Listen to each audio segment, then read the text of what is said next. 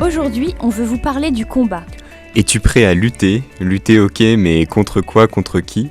Le combat, la croix, pourquoi ? Il y a plusieurs sortes de combats. Les combats intérieurs que personne voit, les combats physiques comme la maladie, les combats avec les autres ou avec soi-même, les combats de la tentation où on pense qu'on va jamais réussir à les dépasser et à gagner. Tous les combats peuvent nous peser et nous rabaisser et on peut surtout se sentir seul parce qu'on pense que personne ne vit la même chose que nous. Mais c'est là qu'on se trompe. On a tous des combats. Même quand les choses vont bien, on a toujours quelques combats intérieurs qui se passent. Mais la bonne nouvelle, c'est que le Christ, il est venu sur terre pour nous aider à lutter, pour nous aider à porter notre croix, pour cheminer avec nous et être notre compagnon de route. On peut faire le choix soit d'être découragé dans ces moments, soit de les vivre comme une aventure et d'avancer avec le Christ qui est là pour nous soutenir. Dans cette aventure, une fois qu'on a pris le rythme et qu'on a l'habitude de se relever à chaque fois qu'on a un combat, ça devient un peu comme une course de haie où soit on saute au-dessus du combat ou soit on se prend les pieds dans la haie, mais c'est pas grave, on se relève et on avance toujours pour finir la course. Oui, tout à fait. Il y a des grands combats dont la maladie en fait partie. Et il y a aussi les petits combats du quotidien qu'on doit mener pour devenir la meilleure version de nous-mêmes. Donc aujourd'hui, je vais te parler de tous les petits combats du quotidien, ces petits combats qui peuvent paraître futiles et pourtant pas du tout. Mener ces petits combats nous permet de nous décentrer, de nous tourner moins vers notre nombril et plus vers les autres. Moi, je sais que personnellement, pendant le carême, je fais un parcours avec des amis où on a choisi d'arrêter plein de petites choses, et notamment ce qui me coûte le plus, les desserts et la musique à tout va. Donc on se donne le droit d'écouter que de la musique qui élève notre âme. Donc en laissant certaines choses derrière moi, que je serais bien content de retrouver plus tard, je redécouvre vraiment une certaine liberté et une facilité à prier. En fait, moins de distractions. Bon, si on fait tout ça, c'est pas par simple délire où on a choisi de se faire du mal, mais vraiment par amour. Ce n'est pas pour éprouver de la peine, mais c'est pour plus de joie. Voilà, on sent que ces petits combats sont un moyen de retrouver une plus grande profondeur dans la prière. Et voilà, le combat, ce n'est toujours qu'une étape. Le Christ, il n'annonce jamais la croix sans annoncer la résurrection. Et moi, je sens vraiment qu'il y a quand même un certain combat, une certaine lutte à rentrer dans la prière quand on a pris une certaine pause, mais conscient de la joie qui m'attend. On se sent vraiment prêt à lutter et à se réhabituer à soi-même et se laisser porter. Enfin, lutter pour lutter, ça sert à rien. J'ai aussi pris conscience, vraiment au fil des années, et là comme on le fait, on s'entraide entre amis, qu'on peut pas se battre tout seul et que quel que soit notre combat, il faut s'appuyer sur Dieu, mais aussi sur nos frères. Et je sais maintenant que quand j'ai un problème, que je lutte, que ce soit pour des petites ou des grandes choses, je peux vraiment compter sur des personnes, ces anges gardiens qui sont là quoi qu'il arrive et qui m'encouragent.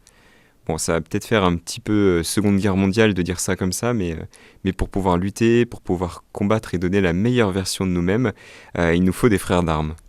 Ouais, ça me rappelle il y a quelques années quand mes deux parents étaient malades. J'avais ma mère qui était à l'hôpital, qui devait se faire opérer d'urgence, et mon papa qui n'allait pas du tout bien. Et on s'est retrouvés, toute ma famille, complètement désemparée et dans la peur, dans l'inquiétude.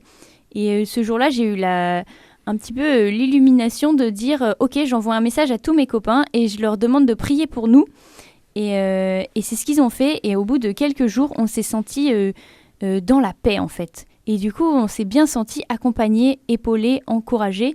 On avait aussi confié ça dans la prière nous, et on s'est senti beaucoup moins seuls et beaucoup moins démunis face à ce combat de la maladie qui peut être lourd et pesant. Et du coup je voudrais vous donner quelques conseils pour lutter. Le premier, c'est de prendre du recul, respirer un grand coup. On a tous des combats et quand on respire un grand coup et qu'on se pose, ça peut nous aider dans ce moment précis.